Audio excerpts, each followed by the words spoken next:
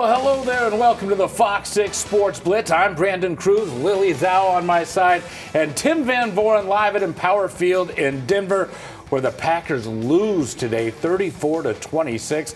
Let's get right to our starting lineup. The Packers start the day a mile high and end on a Denver downer. The Brewers turn up the heat in the Hot Stove League. Kyle Kuzma is asking, say what? And the Bucks return to reality. Plus, our high school hotshot puts us in a festive mood. It was a dogfight for most of the game, and then they kind of ran away with it in the second half. But it was also a double whammy for us, just losing some pieces that are critical for our success. But that's the name of the game. And I told the guys nobody's going to feel sorry for us, and we got to rally around one another, and everybody's going to have to elevate their play. Yeah, rallying around one another is key as there are 3 games left, and it looks like it will be without Micah Parsons, Tim. He goes down in the third quarter with a knee injury that many believe could be and is an ACL tear. So when you see that happen, they've had this experience before with Tucker Kraft going down and being lost for the season. But here they are. They lose their leader on defense. Where are they right now, and what is the feeling as they are now back in Green Bay trying to figure out what to do next? Well, Brandon and Lily, they have to put themselves back together individually and as a team. There's no other way to say it. You're going to lose a big player on the field, what Micah Parsons can do in terms of impacting football games, but also in the locker room. He's a leader. He's kind of a home run hitter. They talk about, they were going to play the closer music at Lambeau. You always felt, well, we have Micah Parsons on our side. That's going to be a major asset. Now that's not there. They thought coming into the season they had a Super Bowl type team. That was before they had Micah Parsons. So they have to revert there mentally, but it's not going to be easy. And during the game, we even heard the broadcaster, Jim Nantz, talking about the Super Bowl and how these two teams could be there. Right now, you have to wonder how they're doing inside the locker room after the game. Here's Rashawn Gary on losing Parsons. Hurt to see. We'll be missed on this defense. Told him to keep his head up. And we're going to finish strong for him. So that's what I told him. I'm going to keep in contact with him throughout, what he's doing. But that was my first message to him. But yeah, it hurt, bro. It hurt. And Tim, as you can hear there, and you saw that, you were in the room there, clearly a very emotional loss for this team. So who can fill his void if it looks like he doesn't get on the field again this season? Lucas Van Ness is back now from a lengthy injury absence. Kingsley Enagbari is playing for a contract in Green Bay or somewhere in the future. Brenton Cox is in his open practice window. He could be activated. Rashawn Gary could turn it up. That was, Rashawn Gary is usually very composed in his locker after games. You saw the emotion there. You heard the emotion from him. Maybe this strikes an extra chord with Rashawn Gary. It's probably going to have to be a collective type situation, and it's just not going to be the same. You're just not going to be able to chase down the quarterbacks the way you would have if Micah Parsons was on the football field for you. There's no other way to slice that. Yeah, Micah Parsons certainly covered up a lot for this Packers defense as well. But, Tim, you look on the other side of the football, it wasn't just Micah Parsons injured on the day. A lot of really important players for Green Bay down on the field, including Christian Watson. What's the latest with him? He left that game with a chest injury, Tim. And he wasn't in the locker room afterwards. He wasn't even at the stadium afterwards because he was taken away via ambulance to a local hospital to get checked out, Lily. There was concern. We were asking Matt LaFleur, is he even going to be able to go back with the team tonight? Well, that actually was solved. He was able to go back with the team to Wisconsin this evening, so that's a positive. But when Christian Watson was first down on the field, it certainly looked very grim. Yes, he did get up and walk off, so we'll see when he's able to come back. But that was a concerning moment as well. And, of course, the Packers had to play without Watson earlier this season. From a football standpoint, that was a drop-off. It really was a drop-off, and you see how well this Packers offense functions with Christian Watson on the field. So he leaves with an injury. Here are some other key players that were injured in this game against the Broncos. Of course, Christian Watson, Micah Parsons. You have Zach Tom, their stellar right tackle, and Evan Williams, their safety. Both go down with knee injuries, but it seems a lot more optimistic on the back end for Tom and Williams. So that is more optimistic news. But, Tim, all this bad juju kind of transpired in that third quarter, and it started with that Jordan Love interception, and it went all downhill from there. The injuries and the Broncos taking advantage and taking the lead. And that really was just the turn of the season and turn of the game for Green Bay that quarter, Tim. Yeah, spin of the game, no question about it. You're up 2 scores with the ball. That's a pretty good position to be in the second half of the football game, and then for it to all just unravel and spiral the wrong way. That doesn't happen that quickly, that often, and the injuries certainly took a lot emotionally out of the Packers. The crowd got going. Xavier McKinney talking about the crowd being a factor here today, and the Broncos, to their credit, they played well on both sides of the ball. Will Lutz is a reliable kicker. They did all those things, and I'll tell you what, Bo Nix was better than I thought he was going to be, and that Packer defense was not able to contend with Bo Nix and this receiving core that's not exactly NFL elite. So the Packers have some soul searching to do, as we talked about, for a lot of reasons earlier. And one more injury, guys, because it was a real hard shot earlier in the game. How about Josh Wiley? He got laid out in this one, too. So you don't know exactly who's going to be able to be up on a short week to go again at Chicago. Yeah, that is a tough loss. And, Tim, you mentioned Bo Nix. He was just dialed in, and he was finding receivers wide open in the middle of the field. Why were the Packers unable to stop him from getting those mid-range passes for such important and key plays, including 4 touchdowns?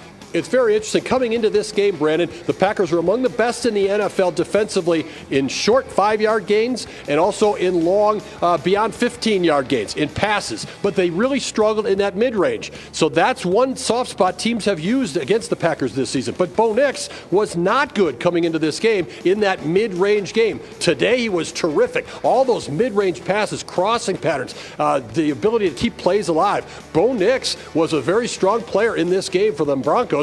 And the Packers really didn't have an answer for him. They were searching.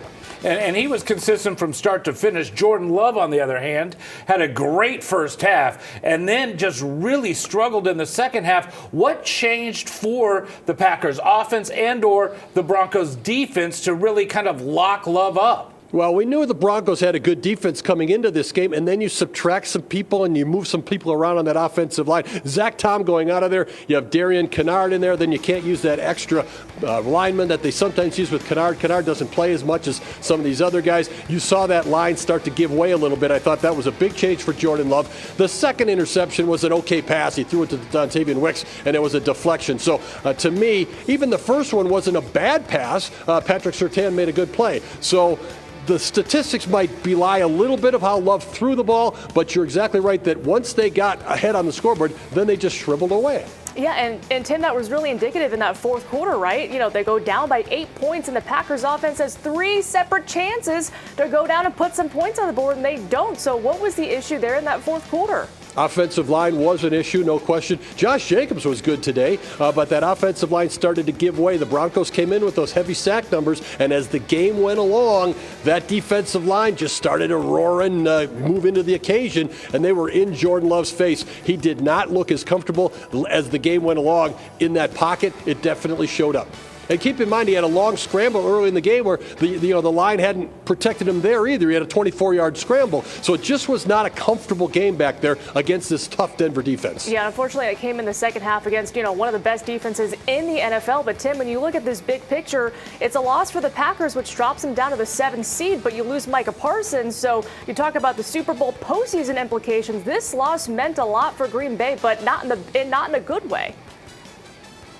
Not in a good way, and we did say last week, even after beating the Bears, the Packers still hadn't clinched anything. Had a lot of positive momentum, but that's now pretty important because you have a short week. You have the Bears again at Chicago. That's going to be a tough game. I think most people would slice it that way. You're not going to have Parsons. You may not have Watson. You don't know if you have Evan Williams and Zach Tom operating at where you want them to be. Your tight end position already down Tucker Kraft. You might be down Josh Wiley. So this is not an ideal situation for the Packers, and as again, we've talked about, they had momentum riding, but now they're back at the bottom of that NFC picture, looking up with, I would say, 3 tough games remaining. I know Minnesota's not in playoff hunt, and but playing there at the end of the season is going to be a challenge in my mind, particularly if the Packers need that game. Yeah, and they won tonight, beating the Cowboys. And Tim, how much now falls on the shoulders or the legs of Josh Jacobs? He had a really, really good game, and he was questionable going into it. So now with some of these key injuries and the fact that they need to get wins, how big of a deal does he become in this offense with the next 3 games?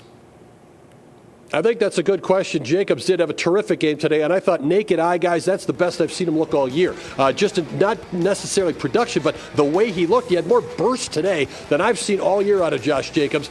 So that's kind of funny because he really didn't practice this week. Maybe a little rest helped him, but he's still battling a knee injury. He's had a lot of success against the Broncos in his career. Maybe that had something to do with it today, but he was a main man for Green Bay in this game and certainly will be going forward. We talked about cold weather games. You had one last week. You had one. It wasn't as cold as you expected today, but it's an outdoor game. Then you've got Chicago on a Saturday night. You got Lambeau Field against the Ravens on a Saturday night. Those are going to be running football games. Yeah, it will be interesting, and it's going to be his voice that will be heard in that locker room moving forward. He's been a leader since he came here, and now they're going to have to lean on him that way with all the losses of individuals today to injury. Well, the Brewers, they make a trade on Saturday, sending reliever Nick Mears and outfielder Isaac Collins to Kansas City. Meanwhile, the Royals send back left-handed reliever Angel Zerpa to Milwaukee. There is talk of Zerpa even becoming a starter, even though he's been a reliever in Kansas City. The hot stove league getting warmer in Milwaukee. When we come back, say what, and a lot to talk about with the Bucks. What is it when you're the lead of the parade? What do they call you? Isthmus. Antsiness or whatever the word is. You know, I never knew that. You learn something new every day.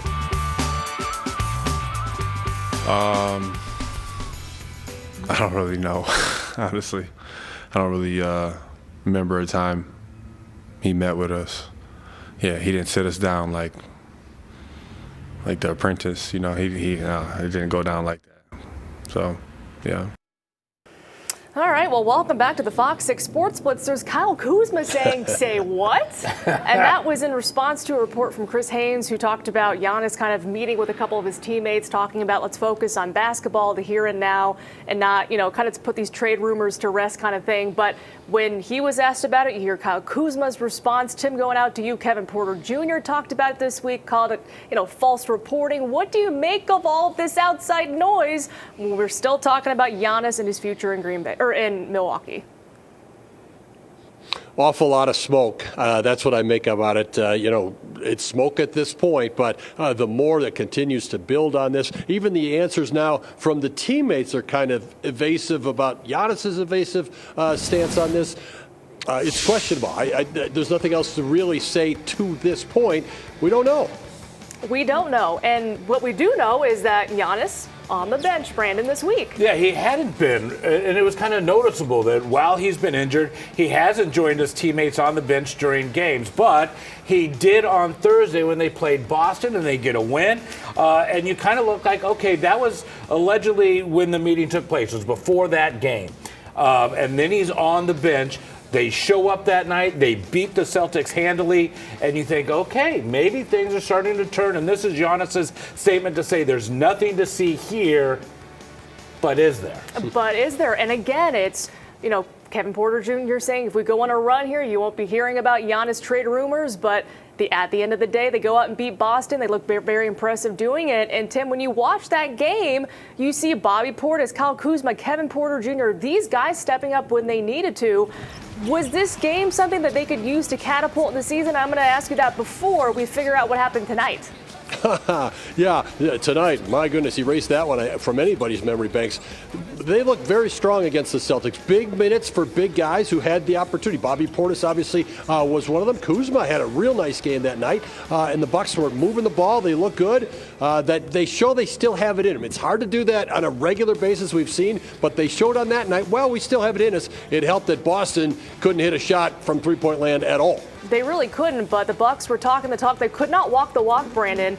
45-point loss to the Nets tonight, a team that previously had won just 6 games on the season. What do you make of this loss, and does it lead to anything? It's back to reality for this team. I mean, all of a sudden, they look terrible after all this attitude about, hey, we could use this to the win over the Celtics to move forward and to kind of put all that behind us. And then they go out and get pummeled in Brooklyn by the Nets. To me, this is a situation where they need to figure out where their leadership is because it doesn't show up on a regular basis. And to me, it was glaring in this loss tonight. I mean, they even had a practice before they traveled to Brooklyn, so it looked like all the energy and the attitude was right, but they get on the court tonight and they were never really even in the game. Yeah, 11-point fourth quarter is not going to cut it for the Bucks, especially when you lose by 45 points to a struggling team. So not good for the Milwaukee Bucks. But good news is we're talking about some good stuff now. The Wisconsin women's volleyball team, they are Final Four bound. The third-ranked Badgers upsetting top-ranked Texas on the road, winning 3-1 to advance to their 7th national semifinal in program history. Up next, we're going to face Kentucky in the Final Four in Kansas City on Thursday. That's going to be a great match for the ladies. Congratulations. We'll be right back with our high school hot shot. Well, a little tinsel and pine can always lift some spirits, and this entrepreneur saw an opportunity to share some Christmas cheer, all while pursuing her dreams. Here's this week's Fox 6 High School Hot Shot.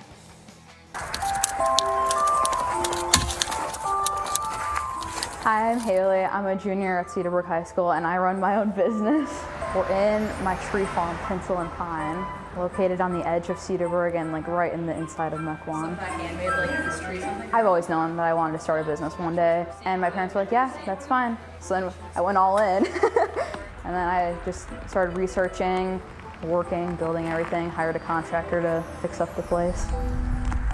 So all the trees are out back with the fire pit, and then I have all of my handmade decor and like decor from local artists in here. My family owns the property. We bought it like 2 years ago. They've like helped me along the way, but I've done all the research on like where to get the trees. I get them from Wild Rose, which is in Waushara County, which is the Christmas tree capital of the world. I don't know, I need the best Christmas trees. So if, I could find the best Christmas trees around, then everyone could have a good Christmas tree. I ordered 2 types of trees, Cannon fir and Fraser fir, and then they're 7 to 8 and then 8 to 9 feet. Definitely just like a big learning curve with like everything, I'd say. Planning, scheduling, like having to balance school and business. Got to get my homework done. All throughout middle school, I played basketball and volleyball and softball, and then I continued doing softball through my freshman year. And then after that, I quit to work.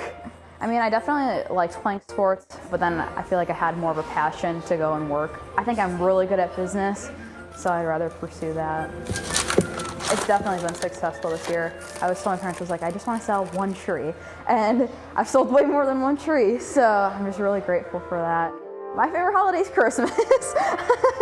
And that was another factor coming into this. I knew I loved Christmas, and I knew I always wanted to start a business one day, so it was the perfect combination of a tree farm. Hi, I'm Haley Cassander. I'm a junior at Cedarburg High School, and I run Tinsel and Pine Tree Farm. And I'm this week's Fox 6 High School Hot Shot. Oh my goodness. Well, Haley, that is right up my alley. That's going to be on my checklist before Christmas. And if you want to go visit, Tinsel and Pine will be open through Christmas Eve. And then Haley will take a couple of deep breaths and begin planning for next year with even more ideas up her sleeve. We'll be right back. As the game wore along today, the Packers couldn't solve the Broncos' defense, and look who's one of the main minds on that Broncos defense, Jimmy Leonard. Remember the former Badger player, former Badger interim head coach? Many thought maybe he'd become the real head coach. Well, last year during the joint practice, he was keeping a low profile when we were out here. This year, he's much more involved in the defense, following in the lead of Jim Leonard. So he's on the Packer Passport tonight. And what you see today in the game, what questions, opinions, anything you have to share after the Packers lose to the Broncos, as seen by TVV. Love to hear from you. You've had a great time doing it this season. Last week had some great questions and opinions. So hit the QR code. Find the link, get to me. We'll have the questions answered and the opinions responded to. That's not proper grammar, but we'll respond to those opinions, Lily and Brandon, tomorrow. All right, Tim, in about 15 seconds, give Packers fans a reason to be optimistic this week. Right off the time here. All right, well. Ding, ding, ding. Hey, there's a Packers-Bears game. How about that? And it's on Fox 6. Saturday night, we get you ready with a special edition of Fox 6 News on Fox Local. That's at 6 o'clock. The game kicks off at 7:20, so we will see you Saturday night. We'll also see you next Sunday right here on the Fox 6 Sports Blitz. Have a great Sunday night.